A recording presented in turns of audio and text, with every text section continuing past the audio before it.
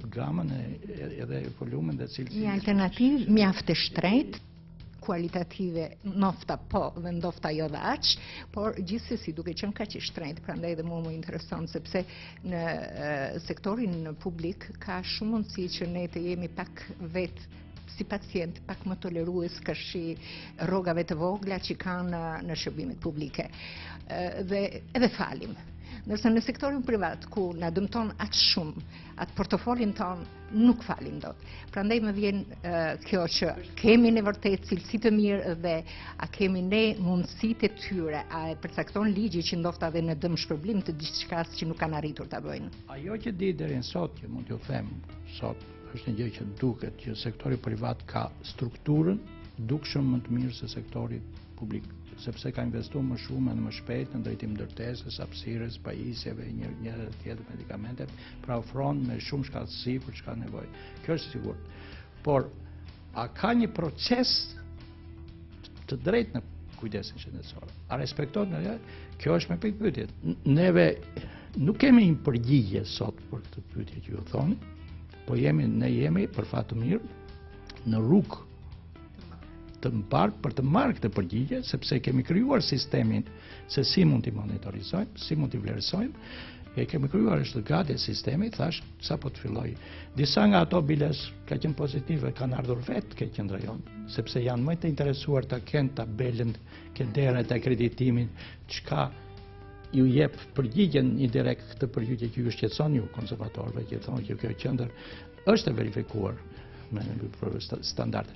Unë mendoj që kjo është rruga, një nga rrugët kryesore që i jep përgjigje kësaj, plus fakti që Ministria e Shëndetësisë si autoritet shtetëror ka të drejtë të ngrërë komisione inspektimi të befta. Task force ndofta me një ekip të tërë. Por unë mendoj që politika tonë më mira, jeta ka treguar dhe shkenca ka treguar, cilësisë ka treguar që përmirësimi më solid, më i qëndrueshëm, më i besueshëm është jo ai që vjen nga frika, është ai që vjen me procese dhe me mekanizmat e vendosura të cilët sigurojnë nuk fare ke ne nuk e vënë theksin ke individi që gabon apo ke një ngjarje izoluar që ndodh, po do parë kontrolli i befasishëm. Befasishëm ti në një moment caktuar gjen rastësisht një gjë dhe bën zhurmë për atë gjë.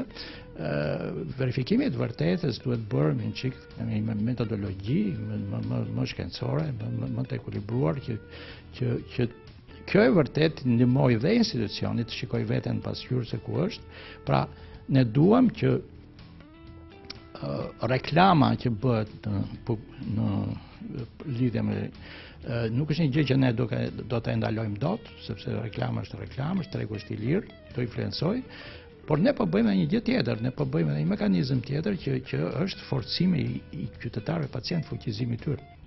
Ne kemi shpallur një kartë të drejtave pacientit, ne kemi hyrë në lëvizjen e konsumatorit të shërbimeve shëndetësore në Evropë, që ka disa pyetje dhe disa kritere që thotë që si ndihmojmë ne, në kuptimin që ky presion, ky kontroll që thonë ju, të vijë nga qytetarët dhe mos tjetë me të shtetit.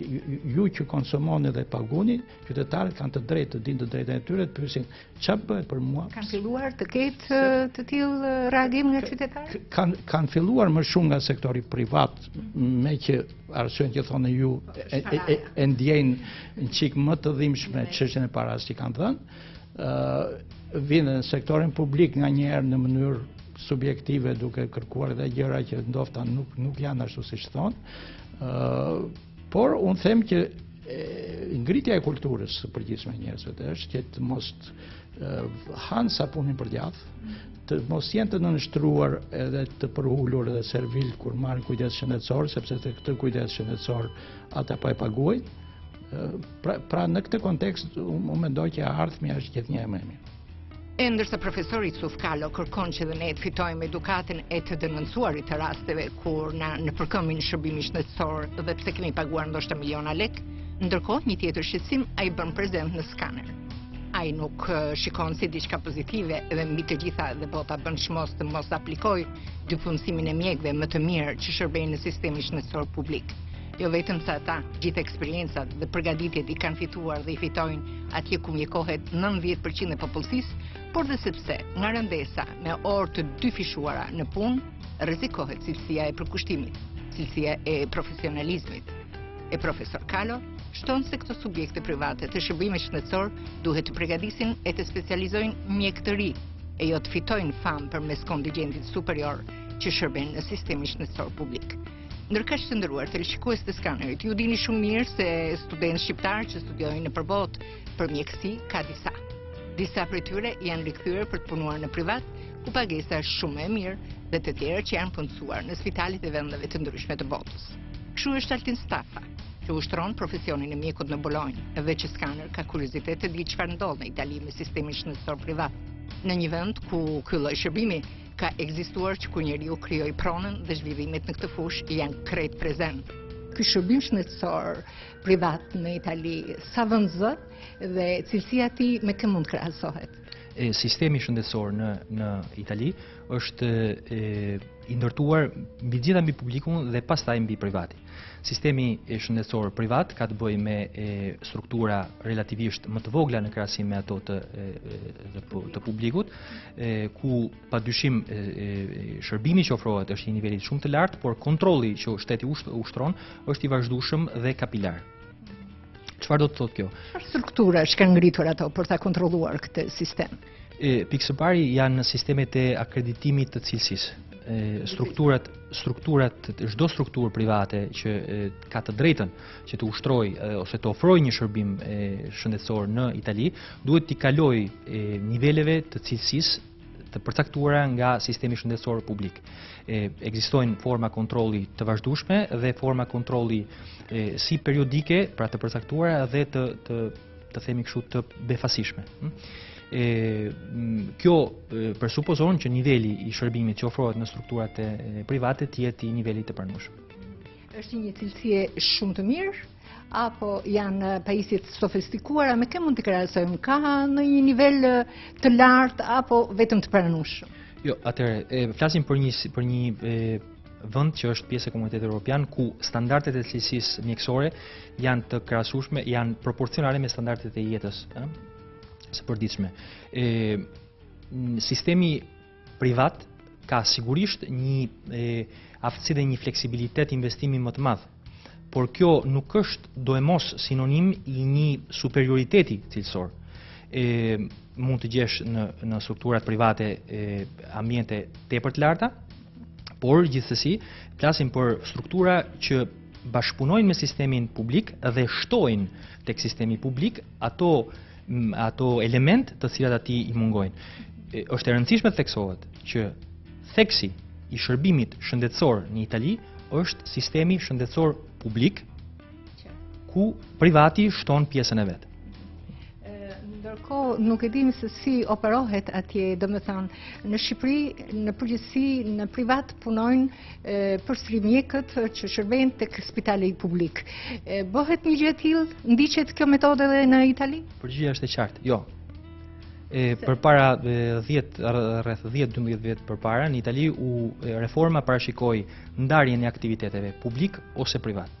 Një mjek që punon në spitalin publik në Itali nuk mund të punojë paralelisht në sistemin privat, vetëm në mënyrë të vazhdueshme. Ekzistojnë fasha të ndryshme orare, shumë të pakta, të limituara, për persona të caktuar që zgjedhin që kohën e tepërt të punës ose të ditës së tyre, por gjithsesi shumë e pakat në krahasim me atë që punojnë në publik, mund ta investojnë në privat. Por shumica absolute e mjekëve që punojnë në publik nuk mund të punojnë në privat. Në privat shpenzohen para, jepen ndoshta mira euro. Dhe ndërkohë mund të kemi ankesa nga pacientët, ankesa për humbje jete, nga pavësia ose nga mediokriteti apo ndoshta edhe sëmundje të tjera shtesë përveç asaj që ka patur pacienti. Ka sistem dëmshpërblimi pikërisht për privatin, sepse të japësh para dhe të humbësh jetën, të japësh para dhe të humbësh shëndetin. Sigurisht që flasim për situata ekstreme, se pa abuzuar dhe pa përgjithësuar situatën e vështirë që mund krijohet midis mjekut dhe pacientit, pa hyrë në këto detaje, megjithatë pyetjes tuaj, cili është mekanizmi i dëmshpërblimit pasi është provuar gabimi? Pasi është provuar gabimi, përgjigjja do të ishte në sistemin privat dhe në sistemin publik ekziston sistemi asigurativ për profesionistët. Diferenca vetme është në faktin se për gabime të themi relativisht të vogla, në sistemin publik është spitali që mbulon mjekun, ndërsa në sistemin privat është direkt profesionisti. Për gabime të mëdhaja, të quajtura gabim i rënd, edhe në sistemin publik është asiguracioni personal, asiguracioni personal i profesionistit që mbulon dëmshpërblimin. Por gjithmonë është e rëndësishme të theksohet që çfarëdo lloj dëmshpërblimi i pacientit kryhet nëpërmjet asiguracioneve pasi është provuar realisht dëmi, pa i lënë hapësirë abuzimeve që mund të krijohen nga interpretimi i konceptit të dëmit të pësuar.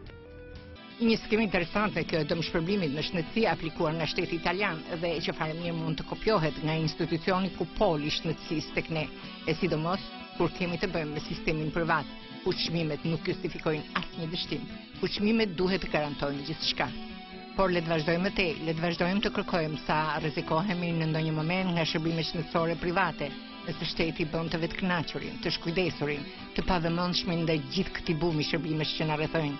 Kemi qindra farmaci, qindra klinika dentare, qindra klinika me shërbime të ndryshme shtetësore, me laboratore me pajisje nga më të ndryshmet, me aparatura nga më modernet, nga më të sofistikuarat, me spitale të fjalës së fundit që ndonjë vend për rreth ndofta nuk i ka. E nëse ndonjëri kërkon të gënjej, të mashtroj e të pasurohet përmes mashtrimit apo pa aftësisë, sa institucioni mbulesë do të krijoj barikadë. Këtë herë skaner është drejtën e zyren e Ministrit të Shëndetësisë, zoti Petrit Vasili. Pra nuk kishim se si ne të mos mbyllnim këtë emision me Ministrin e Shëndetësisë, zotin Petrit Vasili, ku me siguri edhe si ne të tjerët, kjo na entuziazmon se një sistem privat shëndetësor është në rrugë të mbarë. Jeni entuziast, zoti Vasili? Unë kam detyrën ta kqyr me objektivitet dhe mua nuk më lejohet që të kem emocione në vlerësimet e mia për këtë pjesë të shërbimit shëndetësor, e cila është ajo publike, sepse është në shërbim të publikut. Konstatimi i parë që vjen në mendje është që përgjithsisht ky sistem po investohet në një infrastrukturë dhe teknologji përgjithsisht në nivelit të mirë, dhe disa prej tyre në nivelit shumë të mirë. Sigurisht ka dhe një përpjekje të rëndësishme të tyre për të pasur stafe gjithmonë më të kualifikuar. Është një ofertë e re që publiku shqiptar ka në duar, pra është një opsion, një mundësi zgjidhje, sepse gjithsesi akoma dhe sot, në këtë moment që ne komunikojmë së bashku, pesha e sistemit publik vazhdon të mbetet thuajse pa ndryshuar, ai përmbledh 90% nevojave të sistemit shëndetësor shqiptar, por është i mirëseardhur sistemi publik-privat, sepse në fund fundit është dhe një mënyrë për të mbajtur një lloj kompeticioni, një garë të shëndetshme ndërmjet metodikave të reja, ndërmjet ndërhyrjeve të reja, ndërmjet trajtimeve mjekësore të reja, pra stimulon pozitivisht të dy krahët. Është një, po të doni ta quani, një rivalitet pozitiv.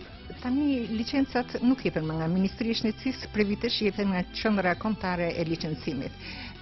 Pra, ndoshta është ndjekur një skemë botërore, edhe nuk e dim se sa vërtet kjo Qendër Kombëtare e Licencimit realizon më së miri gjithçka kur çdo subjekt privat shëndetësor kërkon të licencohet, plotëson të kushtet.